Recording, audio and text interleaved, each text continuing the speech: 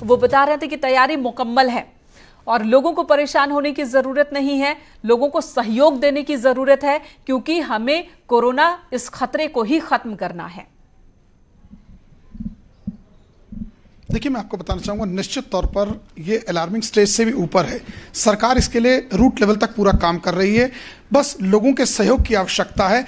जो पिछले 15 दिन से लगातार लॉकडाउन है, अधिकारी वर्कशॉप कर रहे हैं, लोगों को समझाने का प्रयास करते हैं, लेकिन अधिकतर लोग नासमझी दिखा रहे हैं, जिसका ये परिणाम है कि अब आज 12 बजे के बाद से संपूर्ण लॉकडाउन होगा, यानी सीमाएं तक सील कर दिए जाएंगे। जिस प्रकार से एसीएस ने अपनी मीटिंग में बताया है, डीजीपी ने बता रहे थे कि मेडिकल स्टोर्स हैं या जिस पेट्रोल की आवश्यकता है, क्या जब वाहन नहीं चल रहे, बिल्कुल सही कहा गया। कुछ एसेंशियल लोग हैं, जैसे मीडिया के कुछ लोग हैं जो कवरेज करते हैं, उनके लिए शायद एग्जेम्प्टेड हो जाए, अदरवाइज मैक्सिमम लोग तो घरों में हैं। कुछ लोग मौज मस्ती के लिए पासेस बनवा के घूम रहे हैं, जो क्षेत्रों में रौब डालने के लिए हमारे पास जिलाधिकारी का पास है, एडीएम सिटी का पास है, सिटी मजिस्ट्रेट, ऐसे तमाम पासेस घूम रहे हैं। और जहां तक रेड जोन की बात है, कानपुर में जैसे हॉटस्पॉट वाली जगह कही जा रही है, तो कानपुर में चमनगंज, बेगनगंज, इफ्तिखाराबाद, नाला रोड, पेजबाग, अनवरगंज, बजरिया, बाबूपुरवा, टकोनियापुरवा, घाटमपुर, ऐसे तमाम इलाके हैं जहां पुलिस ने पहले से ही पूरी घेराबंदी करके रखी है। मगर उस घेराबंदी में कहीं ना कहीं हल्की सी छूट देने के चक्कर में लोग एक से दूसरे लोगों के टच में आते हैं। कानपुर में अभी तक तो सबसे बड़ी बात यह, कानपुर में अभी तक कोई कानपुर सिटी का व्यक्ति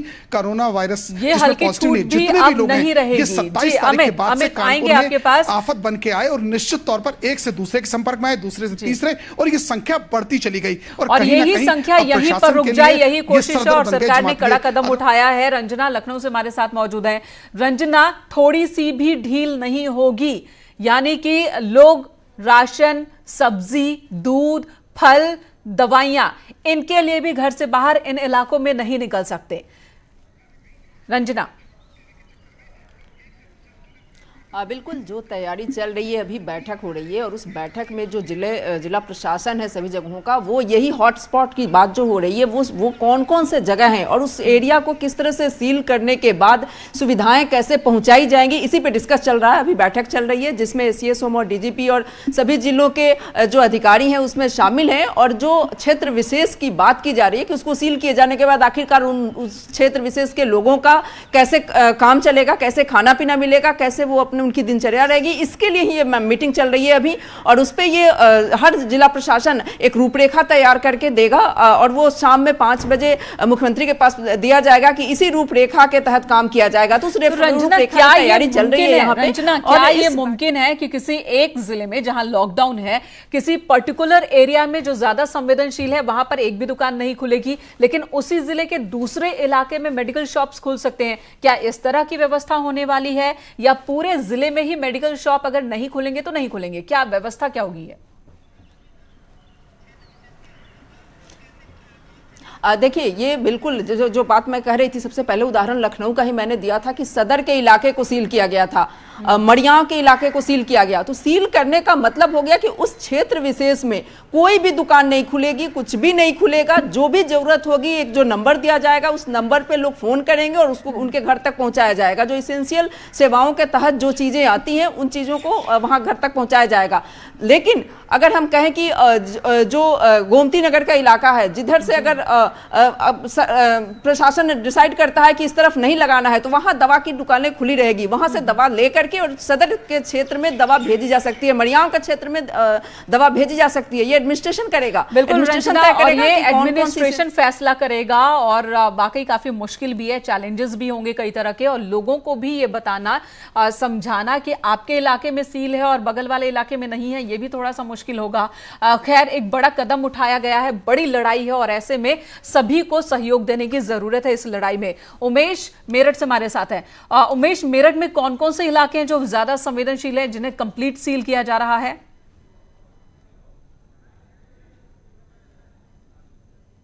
जी,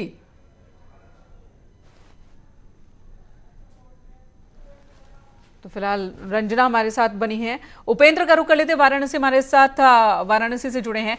उपेंद्र, कंप्लीट लॉकडाउन का ऐलान हो गया है और जो संवेदनशील इलाके हैं वहां पर ज्यादा सख्ती बरती जाएगी, एक भी दुकान खुली नहीं रहेगी, कोई संस्थान नहीं, कुछ काम नहीं, घर से बाहर लोग निकल ही भी नहीं पाएंगे। तो वाराणसी में कौन कौन से इलाके ज्यादा संवेदनशील?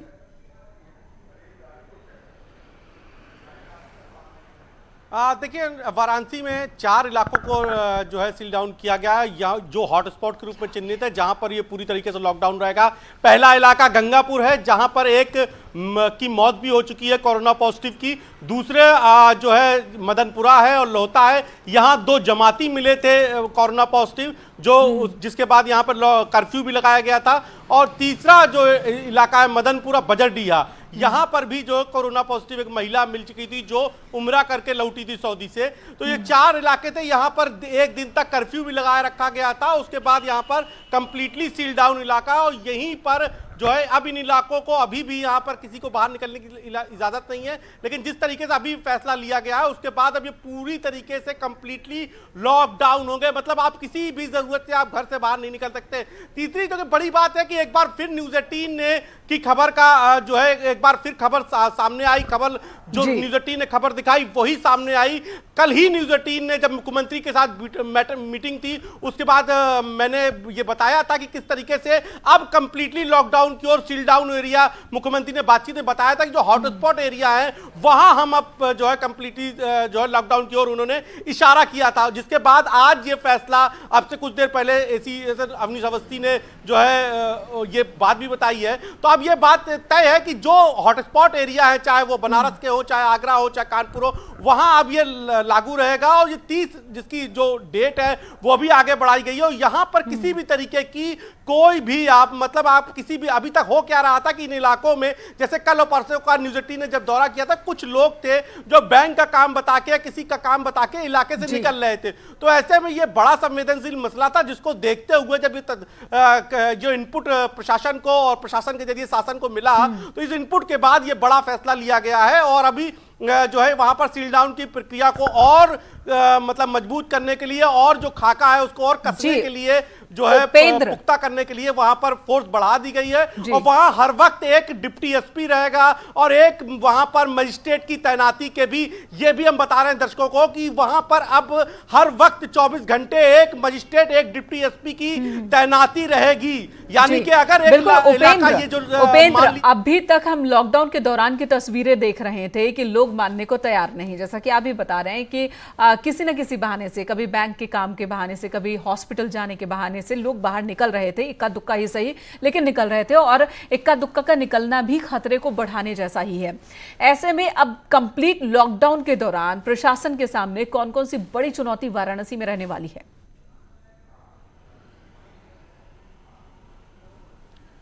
देखिए, वाराणसी में जो है इन इलाकों में 4 बड़ी चुनौती रहेंगी। हालांकि मैंने जैसे बताया कि वहां कर्फ्यू लगा के वहां सील डाउन की प्रक्रिया पहले से ही शुरू कर दी गई थी, तो ऐसे में काफी हद तक होमवर्क हो चुका है। सबसे पहली जो इसेंशियल सर्विस है, यानी कि दूध और सब्जी, उसको पहुंचाने की, और जो खाने पीने का सामान है वहां पहुंचाने का, इसके लिए वाराणसी में कल ही जो है 2 हेल्पलाइन नंबर जारी कर दिए गए। यानी कि अब आप खाना कोई भी संस्था सीधे नहीं पहुंचा सकती है, जो सूचना आएगी वही खाना पहुंचेगा। तो इसके लिए आज भी जो है नंबर का अनाउंसमेंट हो रहा है। दूसरी बड़ी सर्विस, वहां पर नगर निगम की ओर से जो नागरिक सुविधाएं हैं उसको लेकर वार रूम बनाया गया है। तीसरी जो बड़ी जो वहां पर समस्या होगी वो ये कि वहां पर किसी भी तरीके की अगर कोई भी इमरजेंसी होती है, सपोज दैट मेडिकल इमरजेंसी होती है या किसी तरीके की इमरजेंसी होती है, तो वो जो है उसकी सूचना प्रशासन को समय से पहले मिले, समय से, और उसका तुरंत निस्तारण किया जा सके।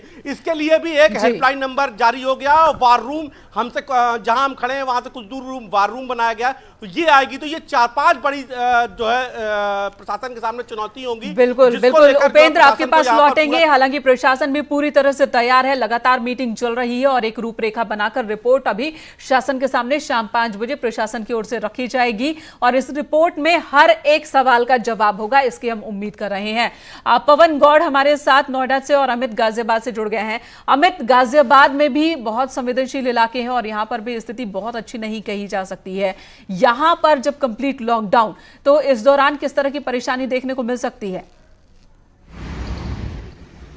जी बिल्कुल, जैसे ही जो पहले नॉर्मल लॉकडाउन चल रहा था उसमें भी लोग बाग घर से बाहर निकलने में बाज नहीं आ रहे थे। छोटे छोटे बच्चों को या महिलाओं को अपने साथ बिठाकर कोई बहाना मार दिया करते थे। लेकिन ऐसे में जहां एक और 15 जिलों को चिन्हित किया गया है और 15 तारीख तक के लिए उन्हें पूरी तरीके से लॉकडाउन कर दिया गया है। आपको मैं बताना चाहूँगा, गाजियाबाद में मसूरी एक इलाका पड़ता है, उस इलाके सबसे ज़्यादा कोरोना के पेशेंट मिले थे। उस इलाके के आसपास के इलाके तकरीबन 3 किलोमीटर के दायरे को पूरी तरीके से प्रशासन ने पहले ही सील कर दिया था। वहीं दूसरी ओर जो सबसे पहला मामले गाजियाबाद के अंदर आया था, राजनगर एक्सटेंशन की एक सोसाइटी का आया था, जहाँ पिता और पुत्र दोनों ही कोरोना पॉजिटिव पाए गए थे। हालांकि दोनों की हालत में पूरा सुधार आ गया है, दोनों ही अपने घर पर हैं, लेकिन एहतियात के तौर पर वहां भी नगर निगम द्वारा छिड़काव कराया गया और वहां भी तकरीबन 1 किलोमीटर लंबे जो इलाका था उसको पूरी तरह सील कर दिया गया था। अगर मैं अभी की बात करूं, जैसे ही ये आवाज फैली मार्केट में, ये बातें फैली हैं कि 15 तारीख तक के लिए पूरी तरह सील है, क्योंकि लोगों को इस बात का ज्ञान ही नहीं है कि इलाका कौन सा सील होगा, कौन सा नहीं होगा।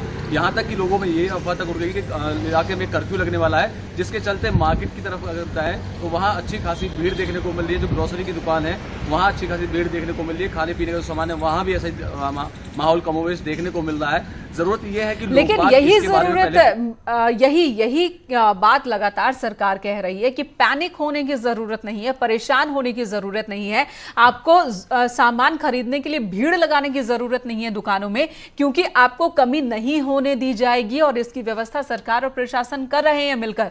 लेकिन लोग हैं कि समझने को तैयार नहीं।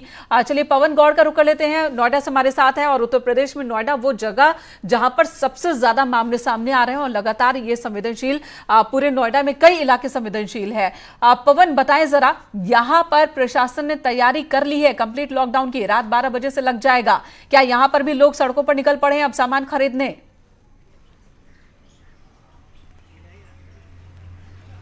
देखिए, आपको बताना चाहूंगा कि अब तक नोएडा से तकरीबन 58 मामले कोरोना पॉजिटिव के सामने आए हैं, लेकिन जिला प्रशासन पहले से मुस्तैद है। जिन भी 58 जगहों से मामले जो सामने आए थे 58, उनको लेके पहले ही जो प्रशासन है उसने 300 सर्विलांस टीम बना दी थी। उनको सैनिटाइज करने का काम लगभग पूरा कर लिया गया था और जो 300 सर्विलांस टीम जो हैं वो उन हॉटस्पॉट्स पे तकरीबन 12 ऐसे हॉटस्पॉट्स अब तक वो चिन्हित किए जा चुके हैं जहां से ये ज्यादातर मामले 58 मामले जो हैं वो सामने आए थे। तो उन हॉटस्पॉट्स पे जो 300 टीम बनाई गई हैं वो सब जगह जा रही हैं, डोर टू डोर वेरिफिकेशन का काम चल रहा था। जो हॉटस्पॉट हैं 12, क्या यहाँ पहले से ही सील हैं ये तमाम इलाके, 12 इलाके, या अब 1-2 दुकानें खुलती हैं जो अब नहीं खुलेंगी?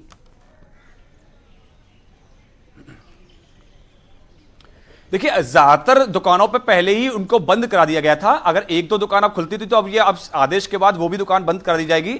इस आदेश के बाद सिर्फ इतनी तब्दीली आएगी कि जो कुछ लोग अभी अपने घरों से सामान वगैरह लेने के निकल जाते थे, अब वो बिल्कुल नहीं निकल पाएंगे। Door to door home delivery कराई जाएगी। लेकिन नोएडा प्रशासन पहले से मुस्तैद है। इन 12 हॉटस्पॉट्स को लेकर लगातार प्रशासन सैनिटाइजिंग और उनके जो फिजिकल वेरिफिकेशन है उनका काम पहले से चल रहा था। कल से ही जो नोएडा प्रशासन ने है उन्होंने जो क्लस्टर कंटेनमेंट का काम शुरू कर दिया था। जैसे आपने देखा कि जो सेक्टर 8 और सेक्टर 5 की जो झुग्गियों में रात को तमाम लोगों को उठा के ले जाया गया, सिर्फ क्योंकि उनको संदिग्ध थे कि जो पिछले कोरोना पॉजिटिव कुछ दिन पहले पाया गया था हो सकता है उसके संपर्क में आ गए हों।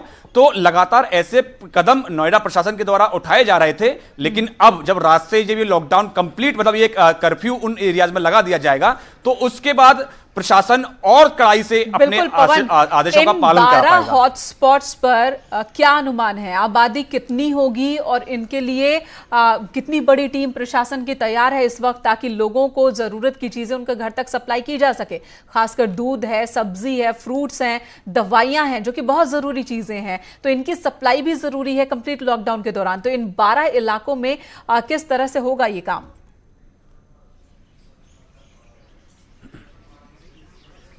देखिए, उसकी पूरा रोड मैप बनाने के लिए अभी खुद जो जिलाधिकारी हैं और एसपी हैं वो अब से थोड़ी देर बाद अपनी मीटिंग शुरू करने वाले हैं तमाम जो उनके जो सबऑर्डिनेट अधिकारी हैं उन सबके साथ, और उसके एक रूपरेखा पूरा रोड मैप बना के और जो उत्तर प्रदेश सरकार के सामने पेश किया जाएगा कि किस तरह इन जो इलाकों में वो आगे की सप्लाई, किसी भी तरह की सप्लाई हो, जो जरूरी सामान है, मेडिकल एड है, किस तरह से उनमें आगे सप्लाई पहुंचाई जाएगी, कैसे काम किया जाएगा, कितनी टीम इसमें काम करेंगी, इसका पूरा एक रोड मैप अभी आगे थोड़ी देर बाद मीटिंग शुरू होने वाली है उसमें बनाया जाएगा।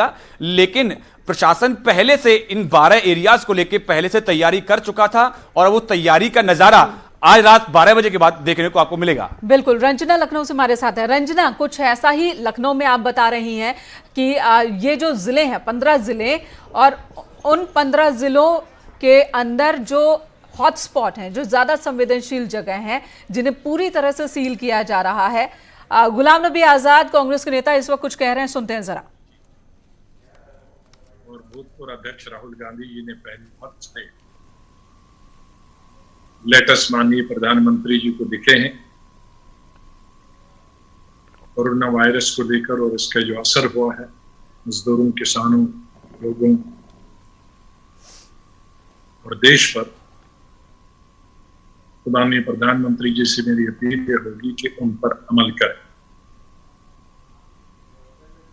मैंने प्रधानमंत्री जी का ये भी धन्यवाद किया कि एक इस तरह के पत्र में कुछ दिन पहले श्रीमती सोनिया गांधी ने माननीय प्रधानमंत्री जी को एक लेटर में लिखा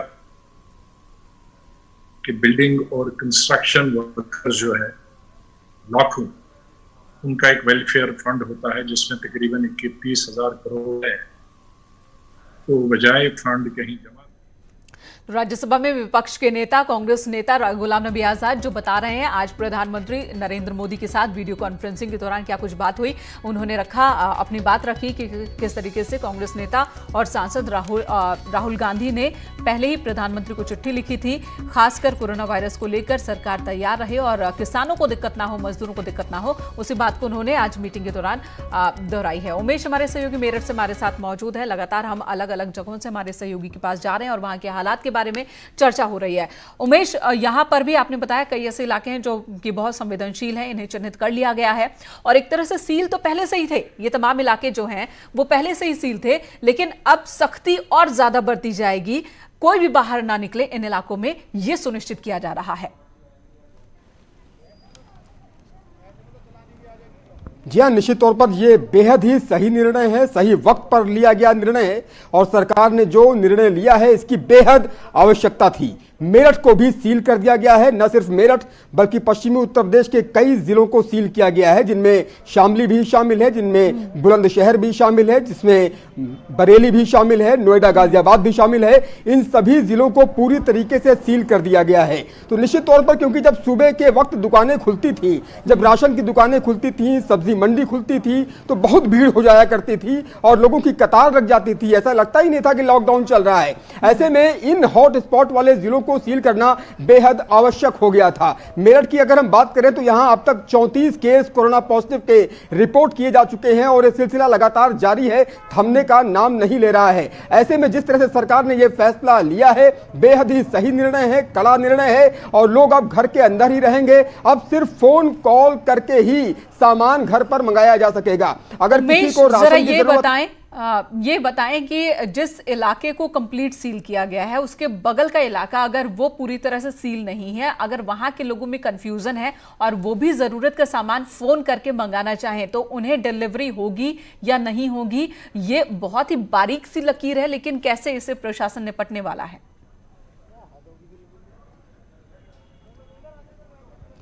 देखिए, उत्तर प्रदेश के 15 जिलों को पूरी तरीके से सील कर दिया गया है।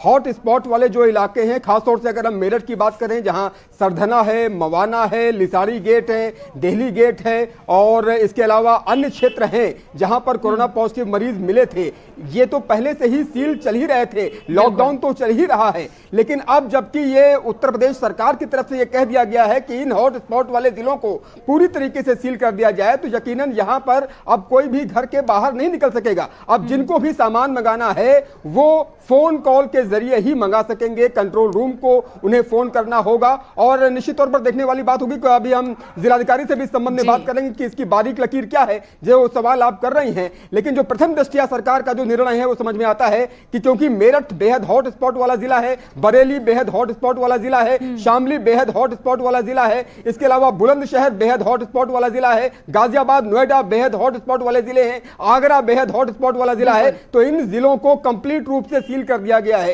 उत्तर प्रदेश के 15 जिले इसमें शामिल हैं और पश्चिमी उत्तर प्रदेश के सबसे ज्यादा जिले हैं। तो निश्चित तौर पर जिस बारीक रेखा की आप बात कर रही हैं उसके बारे में हम जिलाधिकारी से भी बात करेंगे कि आखिर जो हॉट स्पॉट वाले इलाके हैं वहां पर ये ज्यादा प्रभावी होगा या पूरे जिले में भी लोगों में ना हो, इसका भी अब ये भी क्लियर करना होगा। रंजना लखनऊ से हमारे साथ मौजूद है। रंजना, लगातार मीटिंग चल रही है और अब शाम के 4 बजने वाले हैं, 5 बजे सरकार के सामने रिपोर्ट अधिकारियों को पेश करना है। कौन कौन से सवाल हैं जिनका जवाब इस रिपोर्ट में मौजूद होगा?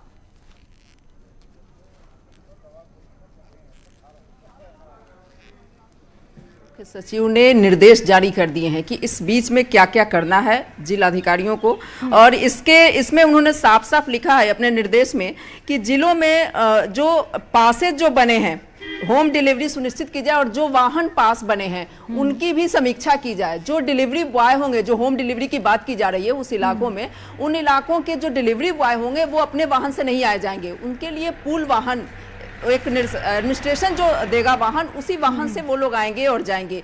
तो इस तरह से जो पास दिए गए पासों की समीक्षा की जाए, जो अनावश्यक पास है उसको निरस्त किए जाएं। जो डिलीवरी बॉय होंगे जो उन इलाकों में जिसमें सामान डिलीवर करेंगे, उनके लिए भी वो अपने वाहन से नहीं आ पाएंगे, उनके लिए जो है पूल वाहन दिए जाएंगे, उन वाहनों से ही वो पहुंचेंगे। और इस तरह से यानी रंजना, हर उस लूप होल को बंद करने की ये कवायद है, फैसले लिए गए हैं जिसका कोई गलत इस्तेमाल, कोई बेजा इस्तेमाल कर सकता है। हर उस लूप होल को भी बंद किया जा रहा है ताकि लोगों को दिक्कत भी ना हो, जो जनता है उसे परेशानी भी ना हो, और लॉकडाउन जो है वो सार्थक हो सके। इसकी पूरी रूपरेखा तैयार कर ली गई है।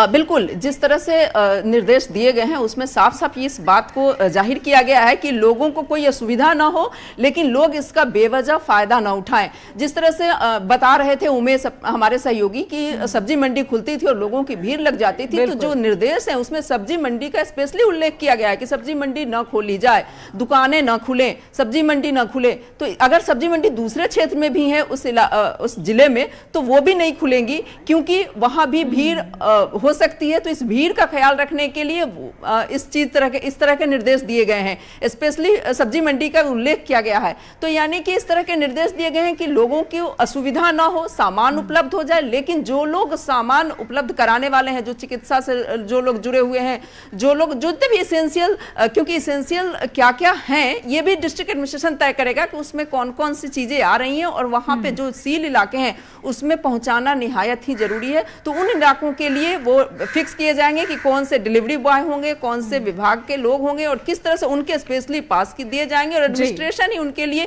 गाड़ियों की भी सुविधा उपलब्ध कराएगा, जो जा करके अपने घर से उनको बुलाएगा और उस क्षेत्र विशेष में। और इस बीच लॉकडाउन के दौरान अगर किसी ने अपनी पहुंच का इस्तेमाल कर गलत तरीके से, गलत इरादे से पास जिन्होंने हासिल कर लिया है और उस पास के बलबूते वो सड़कों पर निकल पड़ते हैं तफरी करने के लिए या फिर लॉकडाउन का उल्लंघन करने के लिए, उनके पास भी निरस्त होंगे। अब बहुत जरूरी पास ही जो है उन्हीं को ही तवज्जो मिलेगी और बाकी सारे पास कैंसिल कर दिए जाएंगे। उपेंद्र द्विवेदी वाराणसी से हमारे साथ मौजूद हैं। उपेंद्र, जरा बताएं कि बैंक और एटीएम भी बंद रहेंगे अब संवेदनशील इलाकों में, और ऐसे में अगर किसी को पैसे की जरूरत होती है, कैश की जरूरत होती है, अगर प्रशासन उन तक सामान पहुंचाता है तो वो पेमेंट कैसे करेंगे अगर कैश नहीं होगा? तो इस समस्या का क्या समाधान, क्या हल है प्रशासन के पास? देखिए, इस जो आपने सवाल किया, बैंक और एटीएम बंद रहेंगे, वहां पेट्रोल पंप भी बंद रहेंगे, तो प्रशासन इस थ्योरी पर काम कर रहा है कि जब वहां पूर्णतः लॉकडाउन है, जैसा कि अब तो कुछ देर पहले डीएम वाराणसी से का बयान आया है, उन्होंने कहा है कि जो ये लॉकडाउन के आदेश है, सील डाउन के आदेश, ये उन जिलों के लिए है जहां पर हॉटस्पॉट चिन्हित नहीं किए गए थे। यहां पर 4 दिन से ही हॉटस्पॉट चिन्हित कर सील डाउन की कार्रवाई चल रही है, जो दिशा निर्देश नए प्राप्त हुए हैं। वहां एक दिन कर्फ्यू भी लगा रहा, 3 दिन से वहां सील डाउन है। दूसरी बात जो आपने पूछा कि वहां कैश ही कैसे होगा, तो प्रशासन इस थ्योरी पे काम कर रहा है कि जब वहां पर घर से निकलना ही नहीं है तो वहां पर आपको पैसे की क्या जरूरत? अगर मान लीजिए आपको पैसे की जरूरत होती है, सपोज दैट किसी आपके यहां इमरजेंसी होती है, कोई मेडिकल इमरजेंसी होती है, तो आप उसकी कंट्रोल रूम में सूचना करेंगे, कंट्रोल रूम से आप फोन करेंगे तो आपको वो सुविधा दी जाएगी। बाद में उस पर अगर सरकारी अस्पताल में आपका इलाज होता है तो वहां फ्री है, और निजी अस्पताल जाना होता है तो वहां आपके पैसे का इंतजाम कराया जाएगा किसी अन्य एटीएम से निकाल के। दूसरा बात, अगर आपको पेट्रोल की, आप कहते हैं पेट्रोल पंप बंद है, तो वहां जब आपको निकलना ही नहीं है, आपकी गाड़ी चलना ही नहीं है, तो आपको पेट्रोल की क्या जरूरत है? लेकिन उपेंद्र, अगर किसी को दूध चाहिए, अगर किसी को फल चाहिए, किसी को सब्जी चाहिए, अगर उस तक डिलीवरी होती है तो वो पेमेंट कैसे करे? क्या कैश में पेमेंट या फिर दूसरे जो माध्यम है पेमेंट के उनका भी इस्तेमाल किया जाएगा? बिल्कुल, ये 2 पेमेंट इसके लिए रखे गए हैं। एक, अगर आप पेटीएम के या आप किसी भी डिजिटल प्लेटफॉर्म से उसका पेमेंट करना चाहते हैं तो डिलीवरी बॉय को आप डिजिटल प्लेटफॉर्म से पेमेंट कर सकते हैं। दूसरा, अगर आप कैश देना चाहते हैं तो आप कैश से पेमेंट कर सकते हैं। तो यानी कि पेमेंट की किसी तरीके से प्रशासन ने साफ किया कि पेमेंट की किसी तरीके से भी दिक्कत नहीं है। आप पेटीएम कर दीजिए, आप किसी दूसरे उससे डिजिटल प्लेटफॉर्म से पेमेंट कर दीजिए, वो सारे पेमेंट आपके स्वीकार किए जाएंगे। तीसरी, आप एक सवाल कर रहे थे हमारे साथी उमेश मेरठ पे, तो उसके लिए भी प्रशासन ने वो किया है कि जैसे मान लीजिए बनारस का बजरडिया इलाका सील डाउन है, उसके बगल वाला इलाका जो है कामाख्या वाला, वो सील डाउन नहीं है।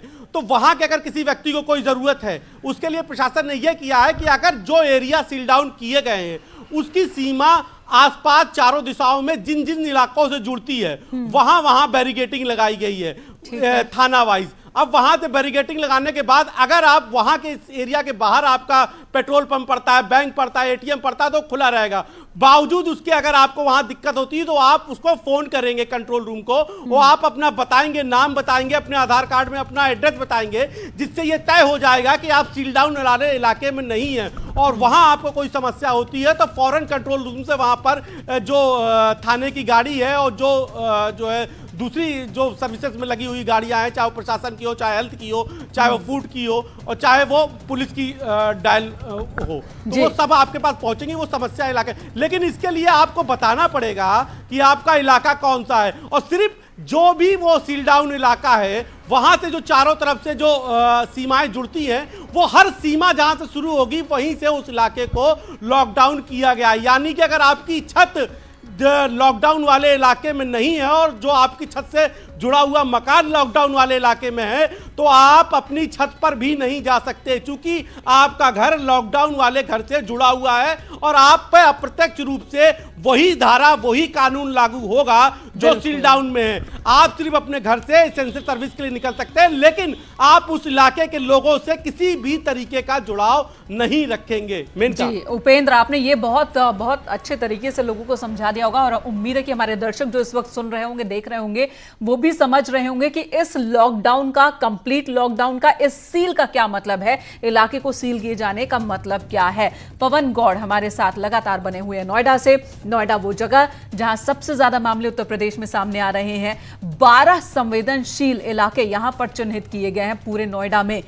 पवन, नोएडा प्रशासन के सामने तो बहुत ही बड़ी चुनौती है, क्योंकि यहां पर अब जो संख्या है कोरोना पॉजिटिव मरीजों की वो ज्यादा बढ़ती दिख रही है। और अब जब सेक्टर 8 का मसला सामने आया, सेक्टर 8 झुग्गी झोपड़ी, जहां से एक शख्स कोरोना पॉजिटिव निकला, 200 लोग संदेह के घेरे में हैं इस वक्त, तो यहां पर चुनौती बहुत ज्यादा है।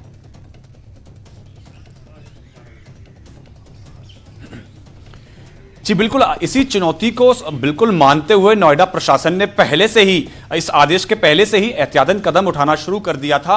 उन्होंने पहले से ही क्लस्टर कंटेनमेंट का काम शुरू कर दिया था। जैसे कल रात की जो कार्रवाई है उसका एक बहुत बड़ा उदाहरण है, क्योंकि कुछ दिन पहले जो मामला आया और उसका ये पता लगा कि उसका संपर्क इन झुग्गियों से हुआ है, तो उन्होंने तुरंत वहां के जितने भी लोग थे उनको उठा के क्वारंटाइन सेंटर में भेज दिया गया। आज जब हमने जिलाधिकारी से बातचीत की तो उन्होंने कहा कि सिर्फ ये एक जगह तक सीमित नहीं है, जितने भी जगह से ऐसे क्लस्टर से ऐसे मामले सामने आए हैं या जहां जहां जिन जिन जगहों से ये मामले ऐसे जिनका कोई जो कोरोना पॉजिटिव निकले हैं उनका कोई प्रीवियस रिकॉर्ड रहा है, उनके कोई किसी भी तरह के संपर्क का, तो उनको हम तुरंत चिन्हित करके ऐसे लोगों को तुरंत वहां क्वारंटाइन के लिए भेज रहे हैं। उनकी जांच कराई जाएगी, जांच के बाद तय किया जाएगा कि इनको अस्पताल के अंदर क्वारंटाइन किया जाना है या इनको होम क्वारंटाइन के लिए घर भेजना है। लेकिन प्रशासन पहले से ही मुस्तैद था, लगातार कार्रवाई कर रही है और उसका एक बहुत बड़ा नतीजा ये था कि तकरीबन 3 दिन का वक्त हो गया है, लेकिन नोएडा के अंदर अब कोई नया केस सामने नहीं आ रहा है। 58